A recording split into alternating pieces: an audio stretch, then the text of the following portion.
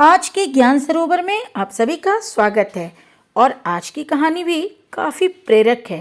तो कहानी कुछ इस प्रकार से है। एक मंदिर में एक पुजारी रहते थे। निकट ही एक नर्तकी भी रहा करती थी। पुजारी हर समय नर्तकी की बुराई करते रहते थे कि वह नरक जाएगी।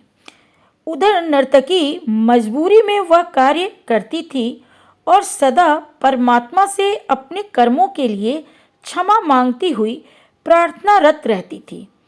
संजोगवश दोनों की मृत्यु एक ही दिन हुई, यानी कि पुजारी जी और नर्तकी दोनों की ही मृत्यु एक ही दिन पर हुई।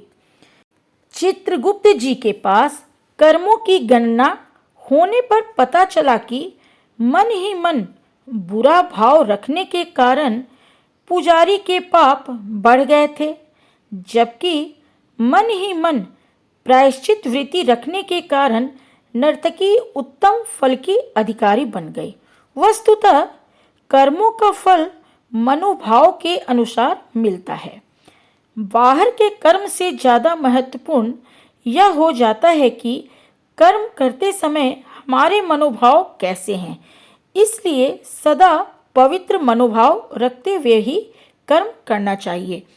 तो इस कहानी में कौन सी शिक्षा छिपी हुई है, ये तो आपने देखा कि हम कोई भी कर्म करें, कहीं ना कहीं कर्म के साथ हमारे मनोभाव भी महत्व रखते हैं। अगर हमारे कर्म अच्छे हो रहे हैं लेकिन मन के भाव अच्छे नहीं हैं, तो हमें उस कर्म का फल कभी भी नहीं मिलेगा। तो कहीं ना कहीं मनुष्य जीवन में हम अपने मनोभाव पर ध्यान नहीं देते हैं। तो हमें कर्म के साथ साथ अपने मन के भाव को भी सकारात्मक रखना है और पवित्र रखना है। तो आज की कहानी आपको कैसी लगी, एक लाइक एक कमेंट करके ज़रूर बताइएगा। कल मैं फिर आऊँगी किसी नई कहानी के साथ ज्ञान सरोवर में। अभी के लिए बस इतना ही। जय हिंद, जय भारत।